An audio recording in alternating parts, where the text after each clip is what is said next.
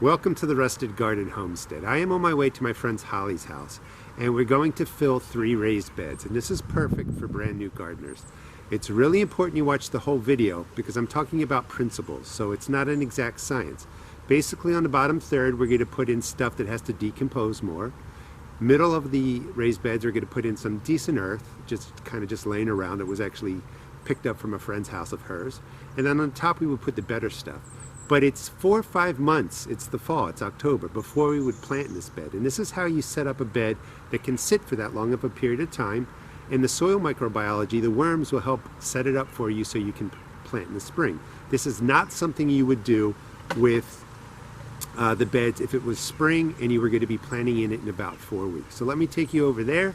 I'll show you how to plant, and then we'll come back here and we're going to talk about compost, because it's really important you start compost bins now in the fall if you can, so that you can take care of the beds that I'm going to show you in the video. So today we're going to fill the raised beds, and there's really 2 times you would do it, and each way is a little bit different.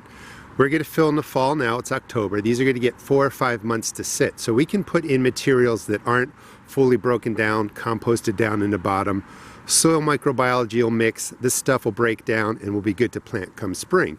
If we were filling these in the spring and we were going to be planting, right away within that month, we'd have to use different materials. So today's really about setting up your raised beds or your garden area in the fall. And now you have 4 or 5 months for it to really set up and be ready for planting. And that's what I really recommend. So now's a great time to build your garden. So what we're going to do is we're going to put down shredded hardwood, wood chips in the bottom, maybe the bottom quarter. Put in some clay soil that they got from a friend in the middle. That's fine. Clay is actually good for the garden for various reasons that I'll explain in other videos. We're going to add in some peat moss to loosen up that clay. And if we have better stuff, that would go on top. But we're going to basically be able to just layer in materials from around her yard and from friends and fill these beds in a really inexpensive way. If we were going to try and fill this with like bagged potting mix and raised bed stuff that's bagged at from Home Depot or Lowe's, it would cost you a fortune. So this is what the project's going to look like when we're done. But I wanted to cut in because we are using shredded hardwood, that's about $3 a bag, and this huge bale of peat moss, which is about $12. This is raised bed soil, and this bag costs $9. And why it's important is because it's so confusing, especially when you're a new gardener, to go in and figure out what to buy. When you're looking through this, you're going to find wood chips in there, little pieces, which is fine, except this bag is so expensive. At $9 a bag to fill this, I mean, it's going to cost you about $100 using this raised bed mix. What I'm showing you is you're essentially making the same thing on a little bit of a different scale. This is peat moss, pieces of wood, some soil. Buy the components in shredded hardwood bags, $3. The big bale of peat, $12, and you're going to save yourself a lot of money. And then in between, we're putting in other materials that we're sourcing from around the area. So we have the outer mulch put down. That's generally going to be the walking areas, maybe some containers.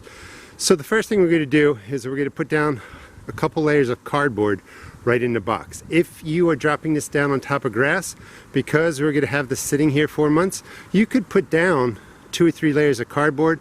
You don't even have to turn the ground. We'll just smother the weeds with the cardboard. Worms love it. It breaks down quickly. So we're going to go with cardboard, then some mulch, some leaves if we can get them. So we put down 1 layer of cardboard because there's really no weeds. If it was grass or weeds, put down 3 layers. Worms will love it. It'll break down quickly, especially doing it 4 or 5 months before we would plant in there. We're also going to put in 2 bags of leaves. This is a 4 by 8 foot bed, so we could put in 2 or 3 bags, something about this size. You want to run the leaves through the lawnmower, chop them up, they'll break down much more quickly. But the worms are going to love the cardboard and the leaves, and then on top of that, we're going to put some of the shredded hardwood. This is sort of decomposed. If you're using fresh wood chips, something that was just chipped and dropped off at your house, you could put that down now because we are waiting 4 or 5 months, but you could speed up the process by sprinkling blood meal, some nitrogen on top of it. That will help decompose the wood chips that are new, and this way they don't compete against your plants for nitrogen in there. So you just add some nitrogen to the wood chips, let them break down, they'll be good to go. So we dropped in a bag of leaves. They've been cut up. There's also grass in there. Green grass is fine if you're doing this 4 or 5 months ahead of time. You would not want to put green grass in here if we're going to be planting in about a month, so you wouldn't do this in spring. You want to stick around maybe 2 inches of leaves and grass. You don't want to go too high past that. You don't want it to all get matted down. It does need oxygen, but about an inch or two of a mix like this is perfectly fine to use for setting it up in the fall. So what I did is I put half a bag or half a bale of the peat moss across the bottom, and then that's 1 bag of the shredded hardwood. And you're basically creating a really great environment for worms to live. And again, I'm going to keep stressing it because don't make the mistake and do it this way in the spring. We have 4 or 5 months for this to set up. So I'm just going to put down some more the shredded hardwood right there, do the rest of the beds, and then we'll put dirt on top and we should be good to go. All right, so the beds are set up. And we're also filling these 20-gallon metal containers. Holes are in the bottom. This is going to sit for 4 months too. Shredded hardwood to maybe about this line down here. And then the rest was peat moss. Because this is a small space, some worms will get in there through the holes.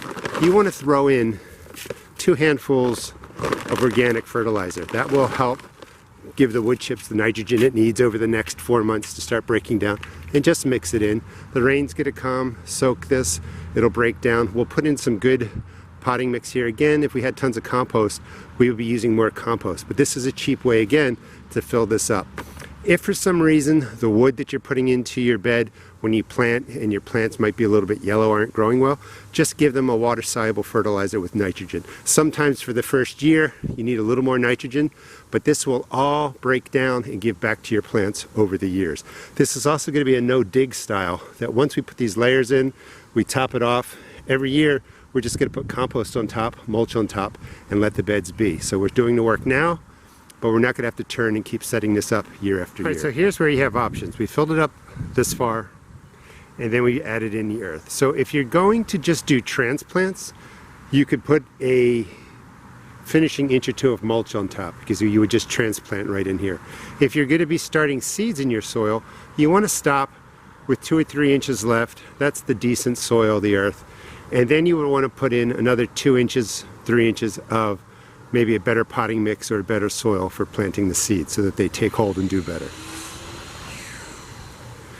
But you can just set it up with the mulch for transplants, 2 inches of better stuff for starting seeds.